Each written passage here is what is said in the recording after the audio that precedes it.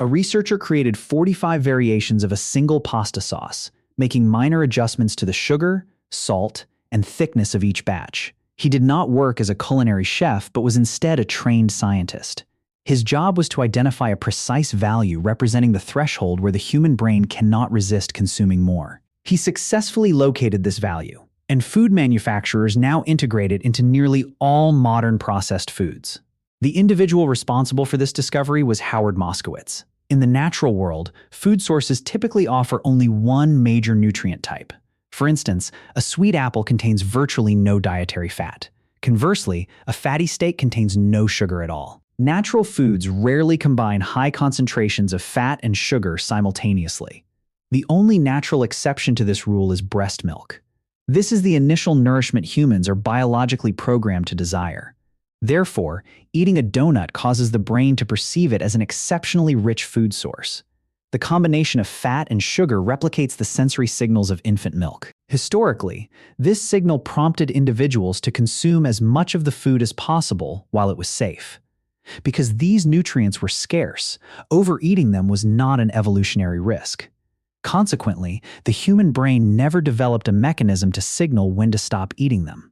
Eventually, an investigator figured out how to take advantage of this biological trait. That investigator was Moskowitz. He earned a doctorate in psychophysics from Harvard University. This scientific field studies how physical stimuli trigger human sensory desires. He had previously demonstrated this concept using sugar solutions. His research showed that every individual has an optimal level of sweetness preference. If a product is not sweet enough, the consumer wants more. If it is overly sweet, the appeal drops and consumption stops. But at the exact peak of preference, the consumer is driven to keep eating. He named this optimal concentration the Bliss Point. His core realization was remarkably straightforward. When asked directly about their preferences, consumers often give inaccurate answers. They do not do this to be intentionally deceptive. They simply do not consciously understand their own cravings. Therefore, he stopped using surveys and began measuring physical responses. During the 1980s, Campbell's Soup Company hired him to rescue their struggling Prego pasta sauce brand. Food manufacturers had traditionally searched for a single ideal recipe. They wanted a specific balance of sweetness, viscosity, seasoning, and texture that would please all consumers. Moskowitz set out to find this universal formula. He created 45 variations of the sauce, tested them on thousands of participants, and gathered their ratings.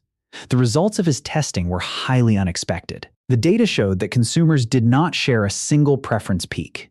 Instead, the participants divided into distinct groups based on their tastes. One group preferred a simple, smooth sauce. Another group favored a spicier recipe. A third group, which the food industry had completely overlooked, wanted a highly textured, extra chunky sauce. This meant manufacturers did not need to create a single compromise product. Instead, they could develop a diverse line of products. Rather than one ideal sauce, they could offer a variety of options designed to appeal to different consumer segments.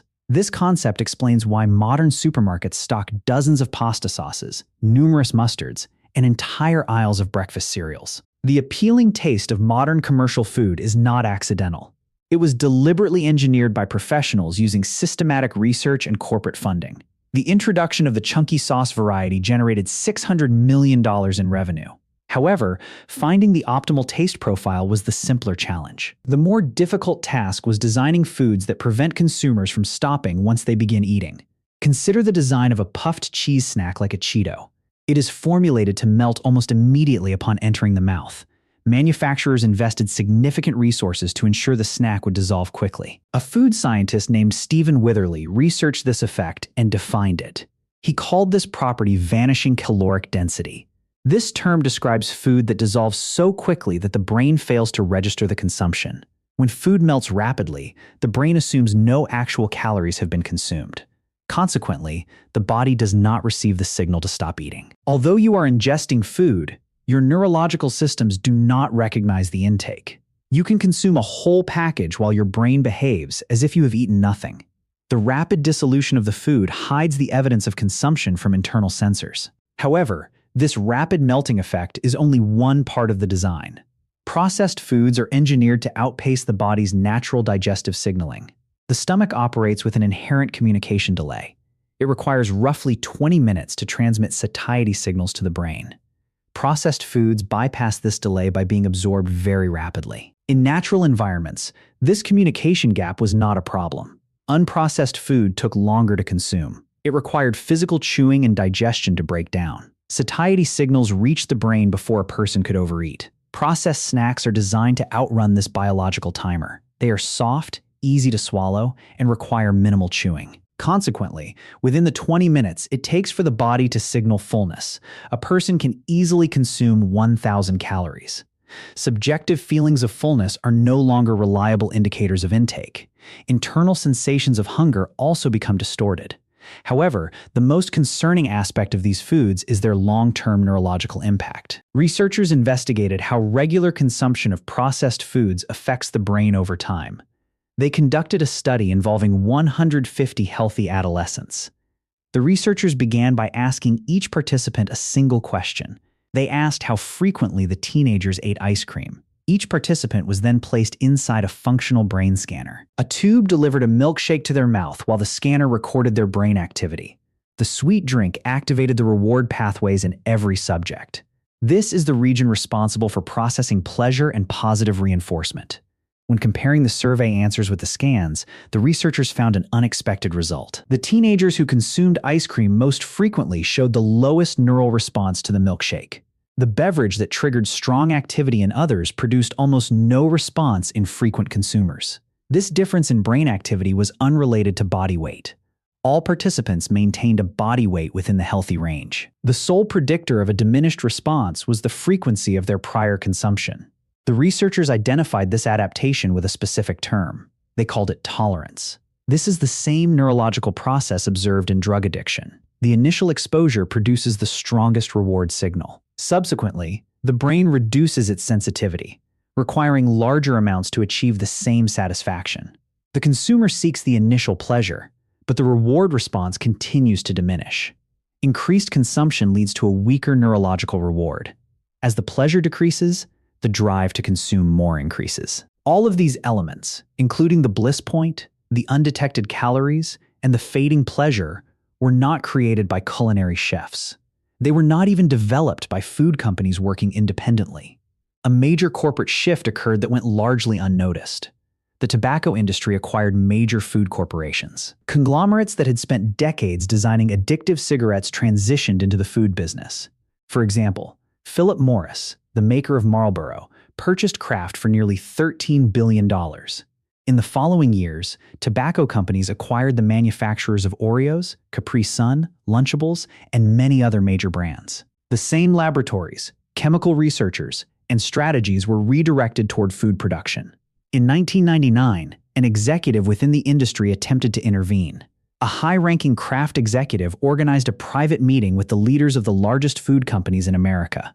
He presented data showing that their products were contributing to a national obesity epidemic. He warned them that they would be held responsible for this public health crisis. He compared their situation to how the tobacco industry was blamed for causing cancer.